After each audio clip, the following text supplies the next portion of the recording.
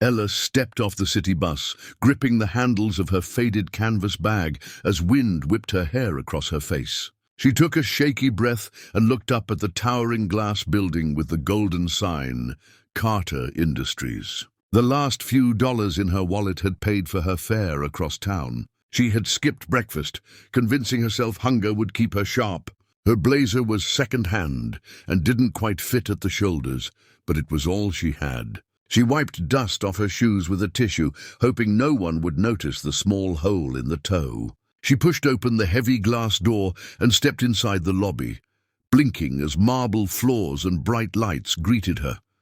Other candidates were already waiting in neat rows of leather chairs, scrolling on expensive phones. They wore tailored suits and polished shoes that clicked perfectly on the tile. Ella clutched her folder, inside which her resume was neatly tucked, one copy only, printed at the library for 20 cents. She perched on the edge of a bench away from the others, her heart pounding so loud she wondered if anyone could hear. She whispered a silent prayer. A soft, scraping sound caught her ear. Across the lobby, a man in grey coveralls pushed a battered yellow mop bucket across the gleaming floor. His hands were rough, knuckles cracked and red from the cold. He didn't make eye contact with anyone. One of the sleek-suited candidates stepped around him with an annoyed look, muttering something under his breath. The older man just kept working, head down, sweat beading on his forehead. Ella watched him for a moment, then looked at the other candidates who pretended he didn't exist. She felt a pang in her chest. She stood up, setting her folder down on the bench. Her shoes squeaked slightly as she crossed the polished floor. She tapped the old man's shoulder gently, and he turned, startled. Up close, Ella noticed the lines around his eyes and the kindness behind his tired expression. She asked if he needed help with the heavy bucket. He chuckled, shaking his head at first, but when the bucket sloshed dangerously, he nodded with a grateful smile. Together, they guided the mop and bucket toward a small supply closet tucked behind the reception desk, away from everyone's eyes. As they worked, the man asked her name. She told him about how hard it had been to find work lately. She talked about her mother, who worked double shifts at a diner, and her little brother, who waited for her to come home with good news. He listened intently, nodding, occasionally wiping his brow with the back of his wrist. She apologized for rambling, but he just said sometimes talking made heavy things feel lighter.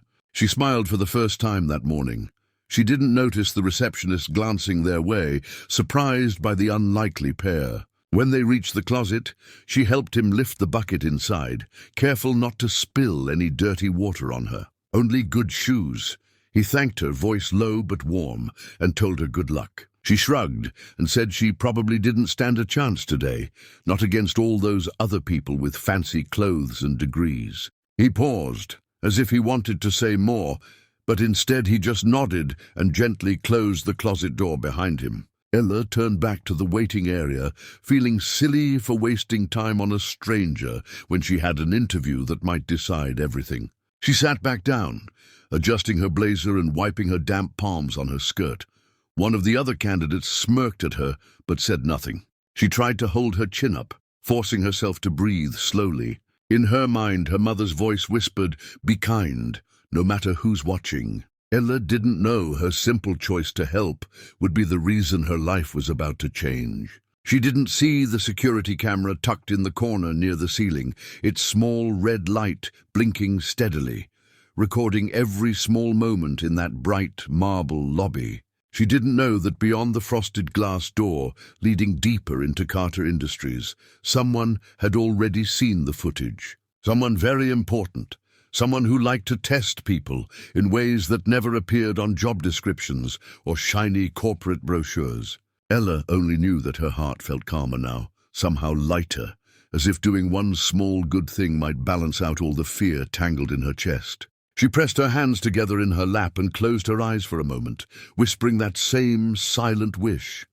Please, let this be the day everything changes for good. Ella waited in the silent lobby, her mind replaying everything she'd said to the old man by the mop bucket. She wondered if the receptionist had seen her helping him. Maybe she'd looked foolish, wasting time before such an important moment. She checked the clock on the wall. Her interview was just minutes away. One by one, the other candidates were called through a sleek glass door and disappeared down a long hallway. Some came back out with stiff smiles, shaking hands and pretending confidence. She hugged her folder tighter and tried not to notice how small and invisible she felt. Finally, the receptionist called her name. Ella stood so fast, her knee bumped the bench. She whispered an apology and followed the receptionist down the hallway. The carpet swallowed her footsteps as they passed framed photos of the company's founder, shaking hands with politicians and posing beside gleaming new buildings.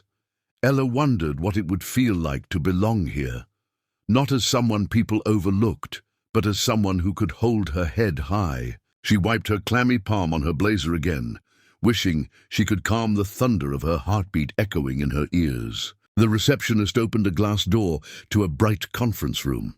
Ella stepped inside, trying not to stare at the massive polished table that reflected the light pouring in from tall windows.